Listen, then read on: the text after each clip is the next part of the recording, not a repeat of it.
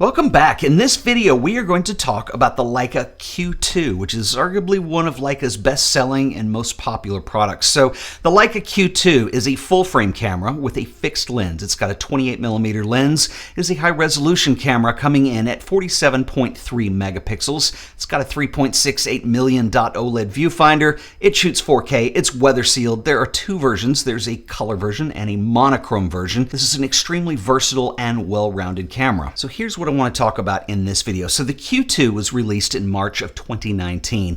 So is the Q2 still worth buying in 2020? So there have been some rumors floating around on the internet that Leica indeed is going to release a Q3 this year. So Leica made this video when the M11 was announced, and in the background behind the product designer was kind of this blurred out, what looked like a product roadmap. So of course everybody's trying to analyze sort of half-focus footage on what might or might not be coming out and when. So full disclosure, I have worked with Leica in the past and I have contacts over there. They have not told me anything, and if they had, I wouldn't be allowed to say anything. But I'm just mentioning that because it would be surprising to me, having worked with Leica, if they would actually leave something in the background in a video that would give you any indication of anything that's coming forward in the near future. And in case it's not obvious, Leica are a very small camera company. They're nowhere near the size of somebody like a Sony, a Canon, or even a Nikon. So they don't really release 3 different models every year in their various product lineups. It's just not possible with a company that size. So for example, the original Q came out in 2015. The Q2 was released in 2019. So you've got a 4-year cycle there. I think 2022 would be extremely early in the world of Leica to see a Q3. I think maybe 2023 if we're lucky. So while I don't know what their exact plans are for a Q3, I can tell you this: as long as that product line is successful, there'll be a Q3, there'll be a Q4, there'll probably be a Q5, and as long as they continue to sell, it'll continue to cycle like that. That's pretty much how the camera industry works. Cameras are tools, and if you feel like a tool is right for the job that you need to do, sure, there's going to be a better one that comes out later, but I also think that if you're going to sit there and wait on something, that just think of all the work that you're not doing right now while you wait for this item that you think is coming out. So that's pretty much what I know, but more importantly, let me tell you something else that I know, and that is that the Q2 monochrome, both of which I've had a lot of experience with, are both incredible cameras. So I mentioned these are both fixed lens cameras. In other words, the lens is not removable. You can't interchange it with another lens. The lens is designed for this camera specifically, and the closest alternative that you would have to a Leica Q2 would probably be like something like the older Sony RX1R series cameras, or even the Fujifilm X100 cameras, although those are going to be APS-C and not full frame. But the highlight here is the lens. It's a 28mm f1.7. It's one of the sharper lenses that Leica has produced. It's a lens that is not available on any of their interchangeable lens cameras, and it's really unique. The unique thing that Leica has done with the Q2 is they take advantage of an extremely sharp 28mm lens, this combined with a 47 megapixel sensor, and then we have a series of crop modes. So you end up getting the versatility of having 4 different focal lengths out of this camera. Really all it's doing is cropping in on each one, and you can scroll through this with the function key on the top side of the back of the camera. So obviously Leica is using a crop feature, so you will lose resolution as you go to longer quote-unquote focal lengths. But this does give you a considerable amount of versatility with this camera. When you bring the images into your image editor, you're going to see the cropped version that you actually framed up in your composition, but if you go to recrop the image, it still saves all of the information in the raw file that was there before, so you can easily reframe and recenter your image, make it bigger, whatever you want to do in the end. Now, even though the resolution will drop as you crop in, I have noticed that even at the quote-unquote 75mm equivalent, you still have very usable images, albeit them at a lower resolution. Another big plus for the Q2 is actually just last week, Leica released new firmware for these cameras. So among the things that they announced, we have more video formats at this point, which is going to give you more versatility if you like to shoot video with this camera. We also got a new metering mode, so it's a highlight priority metering. So if you're metering a scene that has something really bright that you definitely don't want to clip the highlights on, this will meter for those highlights. Another feature, if you'd like to shoot in-camera JPEGs, is what Leica calls IDR, or Intelligent Dynamic Range. So essentially you can turn this on and adjust the strength, but what it will do is control contrast a little better in the shadow and highlight areas and give you a more usable JPEG image in the end. So this adds a little bit more versatility to the stuff you might want to shoot. There's been some other additions, like firmware updates are now available via the Leica Photos app. There's improved geotagging from the Leica Photos app. We've also got extended image properties for controlling the look of a final JPEG image as well. As I mentioned earlier, there are two main variants to the Leica Q2, so ignore the special editions for a second. We have the standard color version of the camera, and then there's also a monochrome version. So what's the advantage of having a black and white only version of this camera? Well, this is where the Q2 really starts to shine if you like to shoot black and white images. So essentially every camera is a black and white camera, and the way that color is rendered through a digital sensor is there's actually a filter that sits on top of the sensor. It's called typically a Bayer filter, and this splits the signal into R, G, and B fields, so red, green, and blue.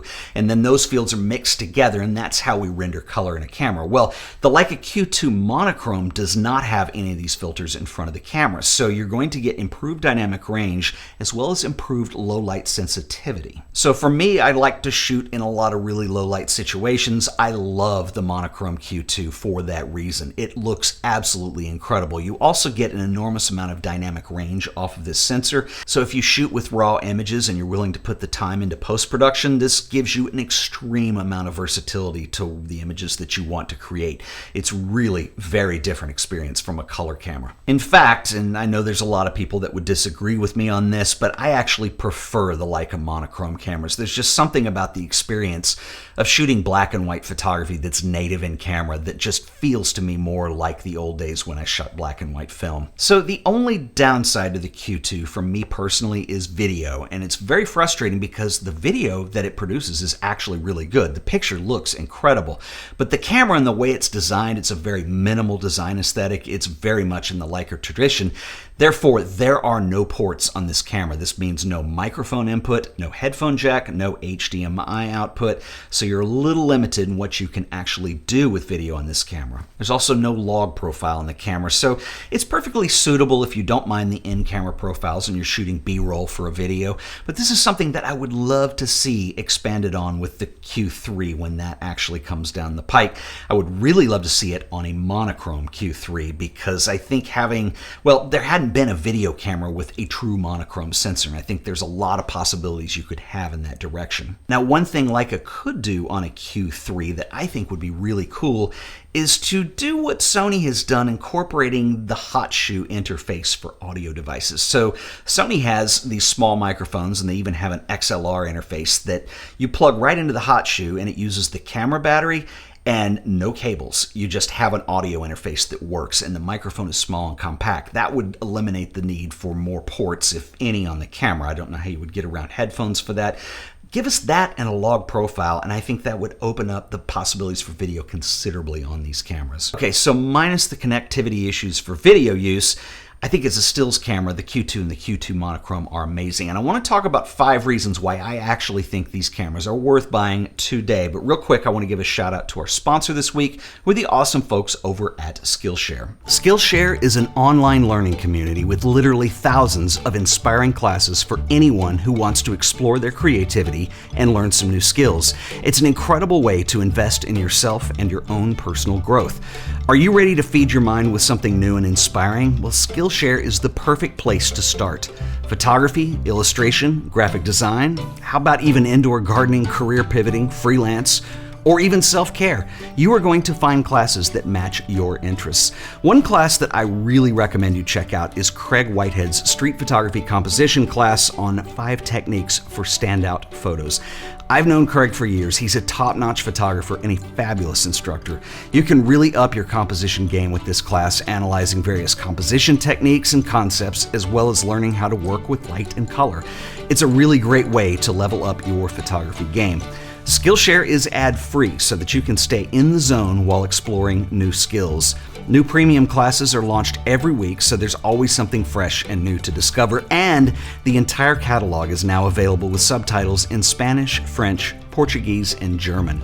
So head over to Skillshare using the link below. The first 1,000 people to use this link will get 1 month free of Skillshare, but you have to use the link in the description of this video, and I think you're going to love it.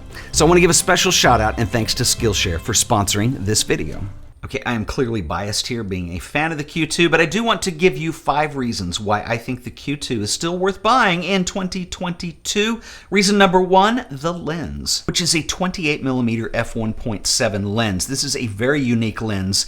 You're not going to find it anywhere else in Leica's lineup. What also is special about this lens, not only is it extremely sharp, but it does have a macro function. So you can twist the front part of the lens, go into macro mode. You combine this with the crop modes, and you can get some really interesting macro shots. It's completely different in terms of characteristics and even functionality from the Summicron or Summilux lenses. Reason number 2 would be image quality. So all of the example images that you've seen in this video, I shot in RAW, and I edited them using a combination of my own presets from Fujified and Kodakified. I do a lot of editing in post, and one thing that I have noticed about the sensor on the Q2, and actually the Q2 monochrome for that matter, is you have an incredible dynamic range that this camera will give you.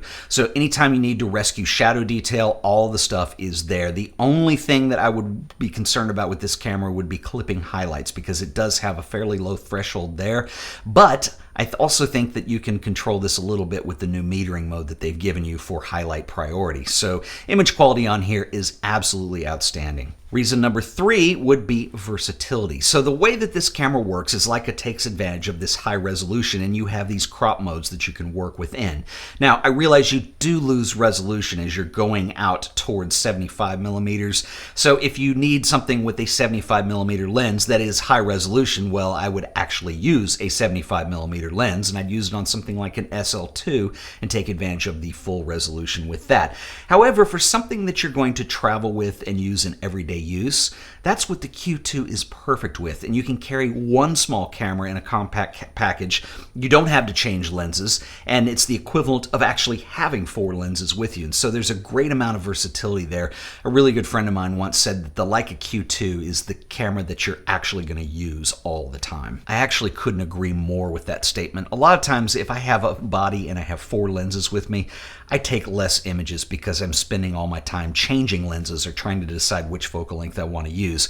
Having it all right under your thumb with the function key is the way to go. And finally, the 5th reason is the price. Now, the Leica Q2 is not an inexpensive camera. However, it is the most affordable camera in Leica's lineup. It is cheaper than anything else they make.